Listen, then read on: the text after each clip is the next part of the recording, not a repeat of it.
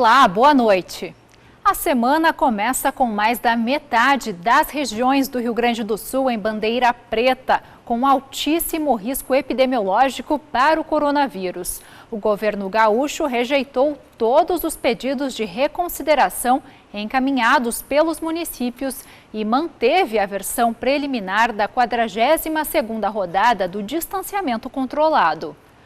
Com isso, são 11 regiões em bandeira preta e 10 em bandeira vermelha. A decisão leva em conta principalmente o avanço acelerado da doença e o alto nível de ocupação da capacidade hospitalar, com lotação de 86% dos leitos de UTI adulto no estado.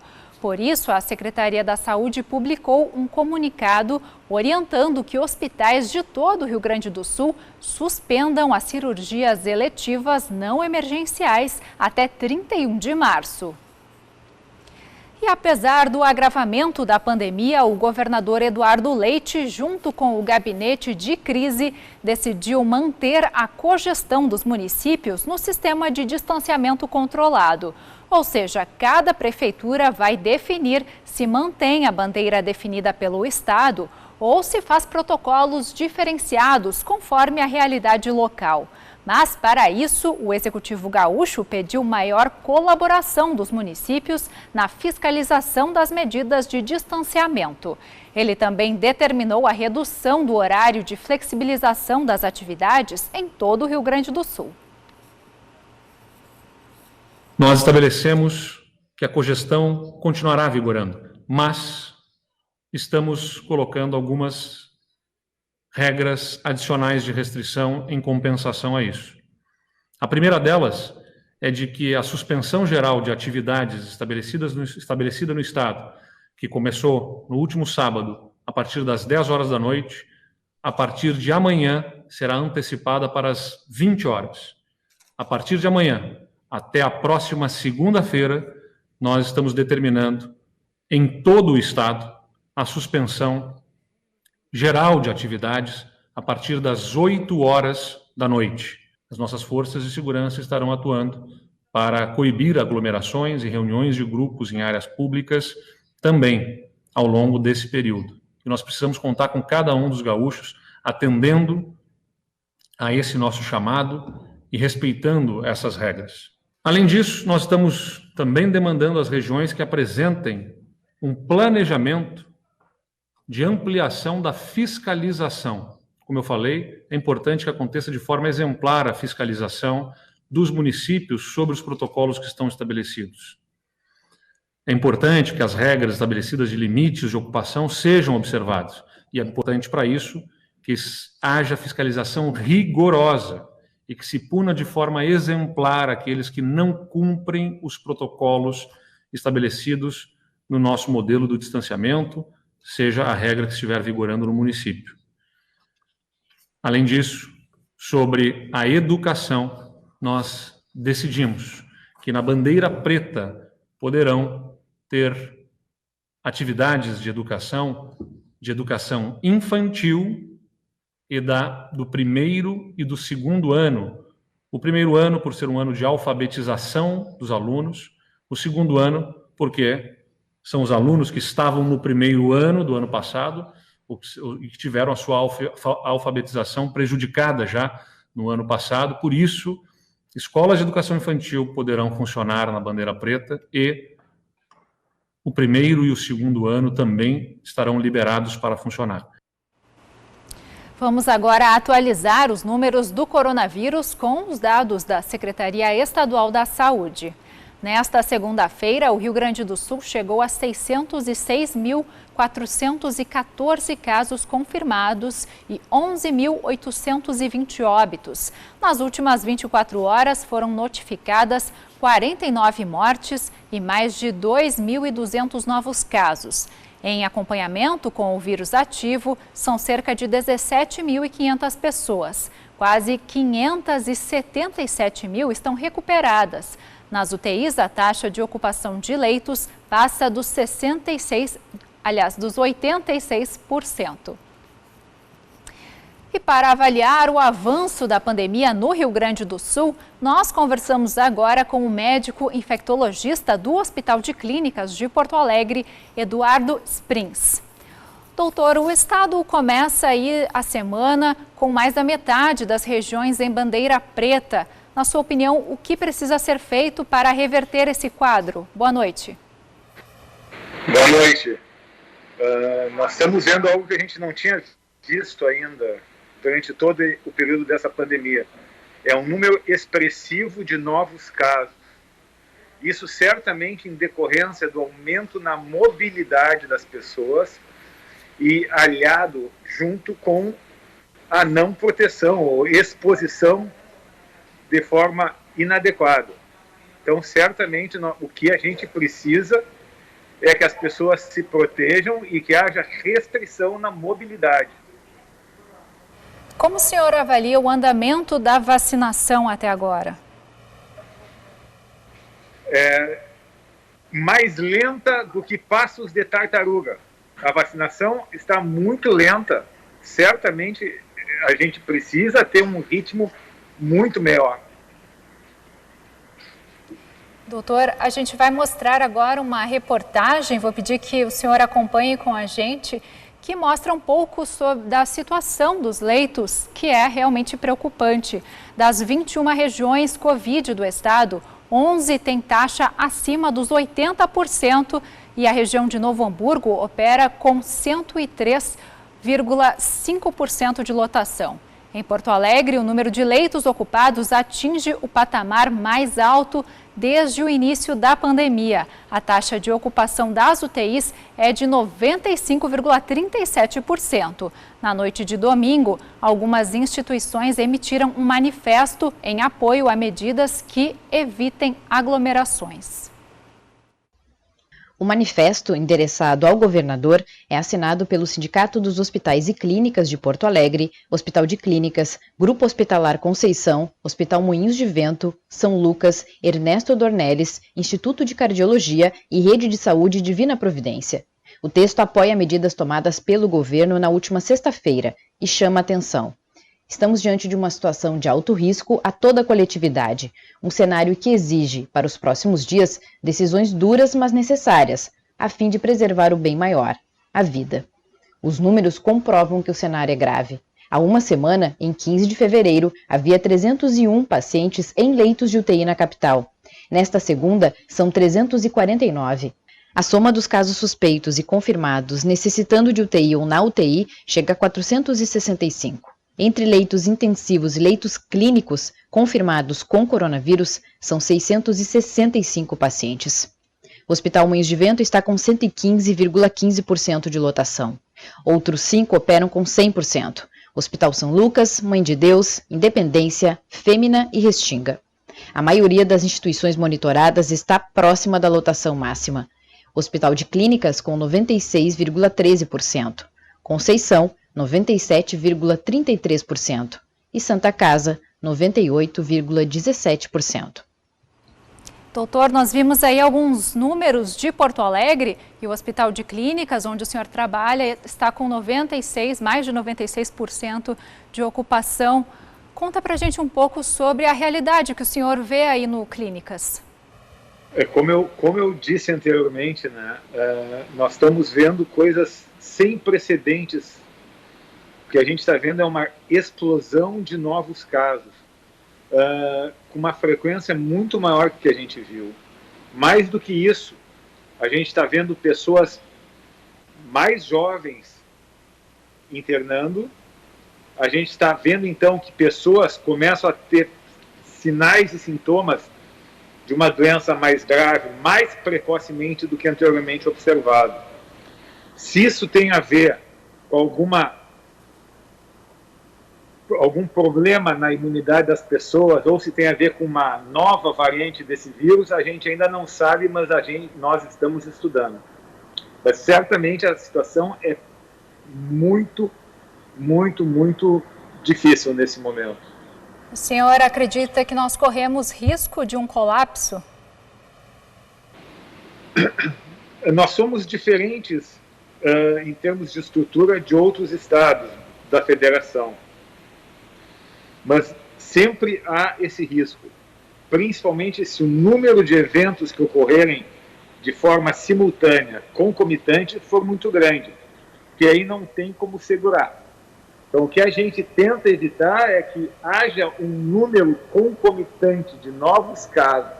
Isso é o fundamental, por isso que o reforço da redução na mobilidade das pessoas, isso é talvez a coisa, já que não temos vacina, talvez seja o gesto, o ato que mais pode evitar que as pessoas se exponham a esse vírus.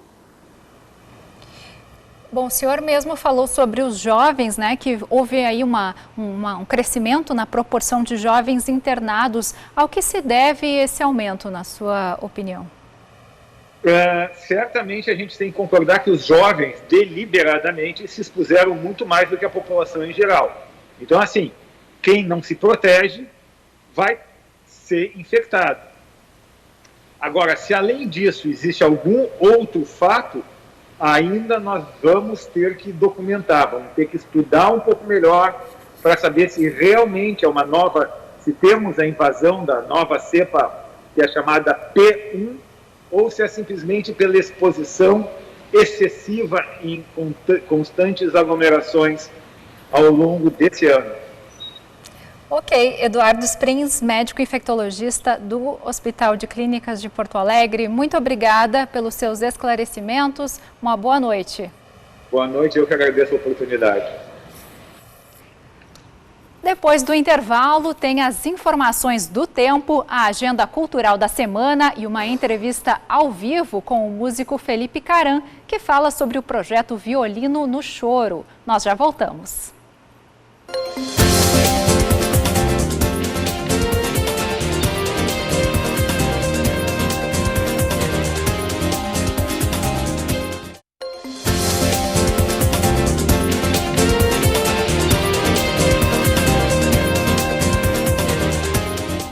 O Redação TVE está de volta com a previsão do tempo. A terça-feira será marcada pela instabilidade no Rio Grande do Sul. Vamos ao mapa.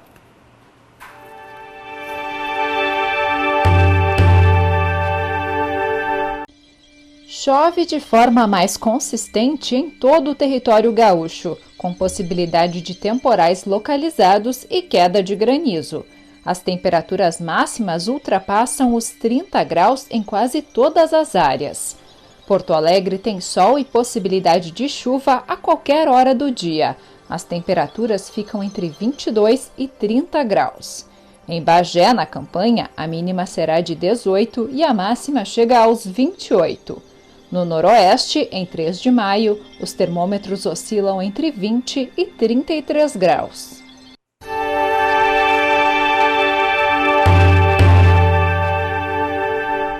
Chegou a hora de conferir as dicas culturais que o Messias Gonzalez preparou para nós nesta semana. Estreia hoje a segunda temporada da websérie Confessionário Relatos de Casa, que traz atrizes dramatizando relatos reais sobre violência doméstica e de gênero. Nesta temporada, a coisa foi além, porque 2 atrizes participantes decidiram contar relatos pessoais de agressões sofridas, a Cristina Flores e a Valéria Barcelos.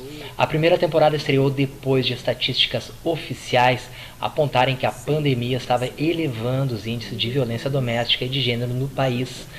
Todos os episódios dispõem de recursos de acessibilidade, audiodescrição, libras e legendas. E, ao fim da maioria deles, a advogada Gabriela Ribeiro de Souza, especialista em direito da mulher, presta informações sobre tipos de violência, formas de denunciar, entre outras informações úteis. Tu confere estes novos relatos de casa a partir de hoje no YouTube às 7 da noite. Esse primeiro é o protagonizado pela Valéria Barcelos e ela relata uma vivência de abuso. A partir de amanhã, os episódios começam a ser exibidos no IGTV. Criação, direção e roteiro, Débora Finocchiaro e Luiz Alberto Cassol. Não dá para perder. Ela foi solidária comigo e ela comentou sobre a campanha e eu fui atrás. E a companhia Incommodity está celebrando seus 12 anos de diversidade cultural com um ciclo de leituras dramáticas. A peça do Nelson Diniz, O Caminho das Coisas, encenada há exatas 3 décadas aqui em Porto Alegre e publicada em 2003 no livro Cores Banais, ganhará 3 versões com elencos e diretores diversos e cada uma será apresentada na última segunda nos próximos meses. Hoje rola a leitura com as atrizes Adriane Azevedo e Sandra Possani, dirigidas pela Liane Venturella. Dia 29 de março, a leitura será com os atores Arlete Cunha e Sirmar Antunes, dirigidos pelo Carlos Ramiro Fenstersaifa. E 26 de abril vai ser a vez dos atores Heinz Lima Verde e João Carlos Castanha apresentarem essa leitura aí pra gente, dirigidos pelo Nelson Diniz. Tu acompanha este experimento cênico online, sempre às 7 da noite, de graça, no canal do grupo no YouTube. Foi justamente nesse momento quando eu achei que eles nos deixariam ir. O último evento que eu destaco para este início de semana é o Sarau Elétrico Online, que rola toda terça, sempre às 9 da noite. O tema de amanhã vai ser a canção popular, o retrato mais confiável, né, do espírito de uma época. A turma da casa recebe o convidado, músico e pesquisador do tema, Diego Garcia. A canja musical também é por conta dele. Tu participa do Sarau A Letra da Canção no YouTube e página da Rádio Elétrica. Feito, Carreto, aproveitem as dicas, uma ótima semana.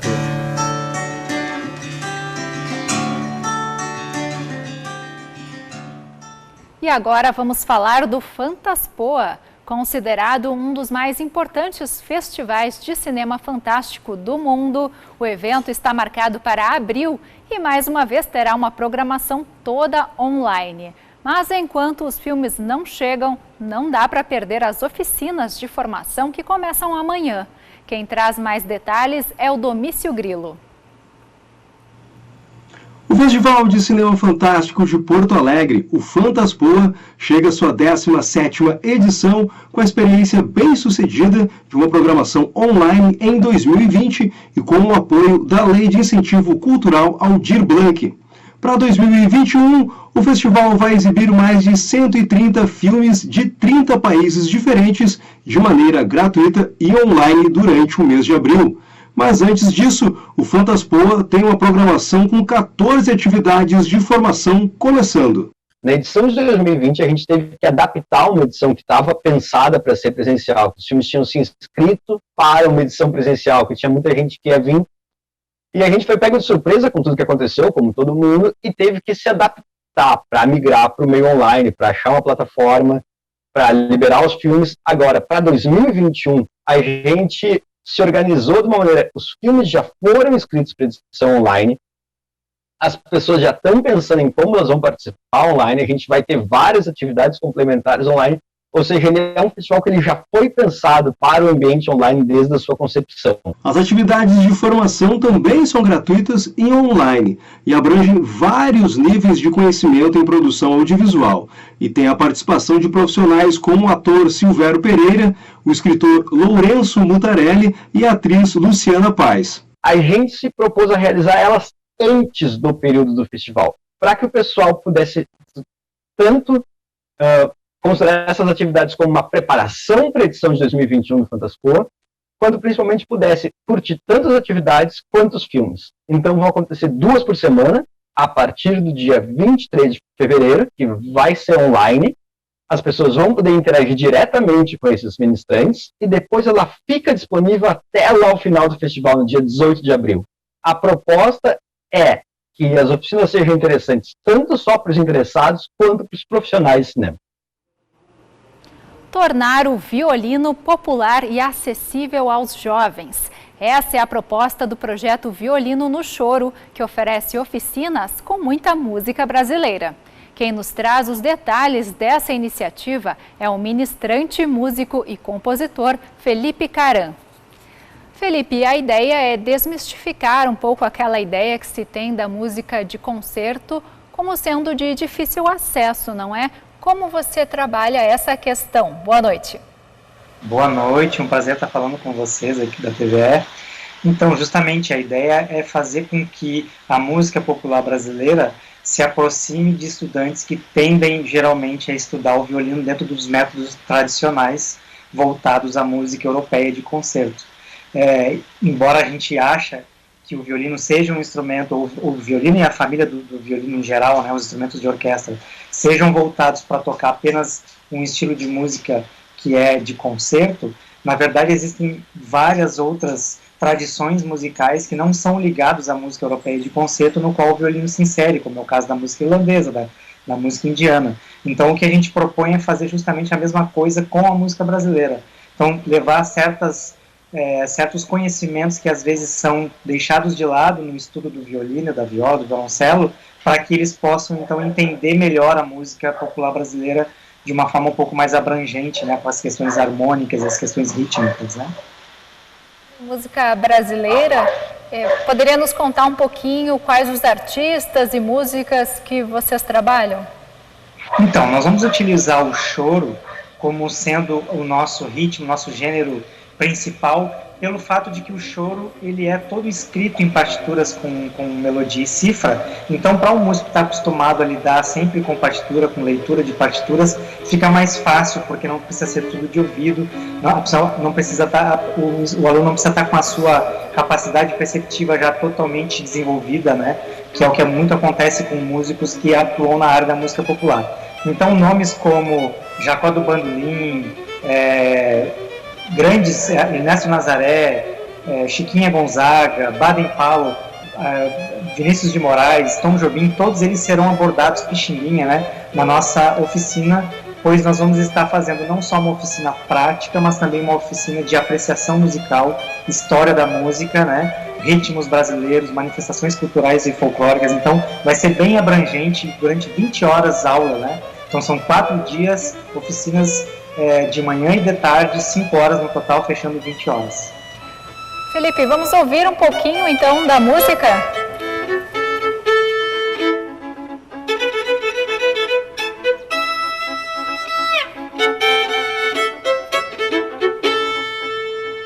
Nós vimos aí o Felipe tocando o violino. E conta pra gente então como vai funcionar essa oficina, quem pode participar? Claro, nós temos alguns projetos que o projeto Violino no Choro entrou em contato antes, projetos sociais e que já tem alunos de orquestra que fazem parte desses projetos.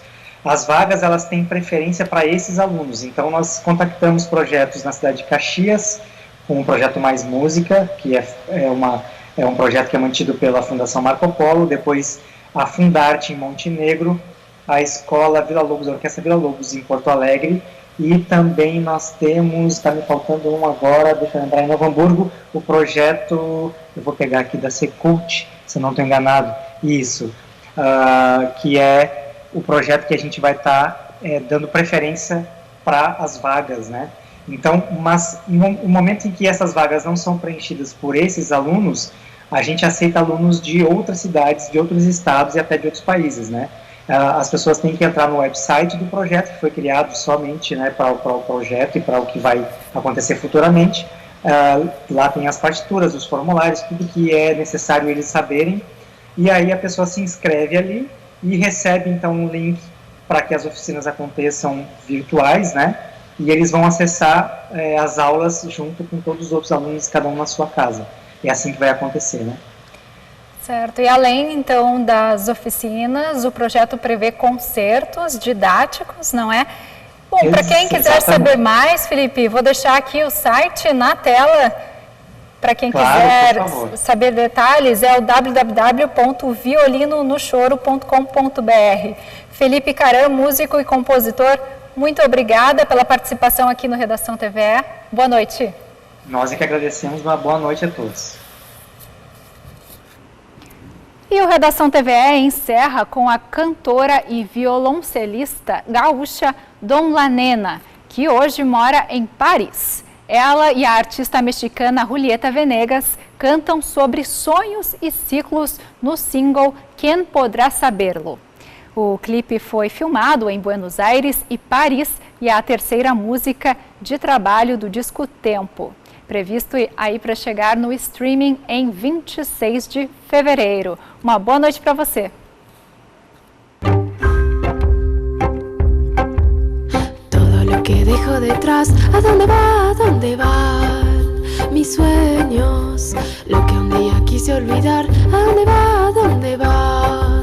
Memoria, ¿quién podrá saberlo? Todos los que pasan por mí, ¿a dónde van? ¿A dónde van? No hay nadie. Lo que un día quise decir, ¿a dónde va? ¿A dónde va? Mi miedo, ¿quién podrá saberlo? Tú y yo tenemos tanta suerte, tanto tiempo, tantos sueños inmortales. Tú y yo tenemos tanta historia, tantas ganas y el amor que es inmortal.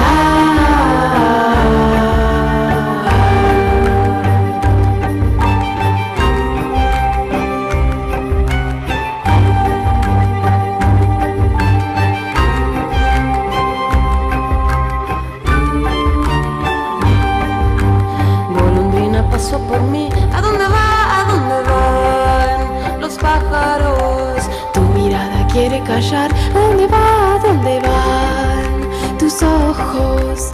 ¿Quién podrá saberlo? Tú y yo tenemos tanta suerte, tanto tiempo, tantos sueños inmortales. Tú y yo tenemos tanta historia, tantas ganas y el amor que es inmortal.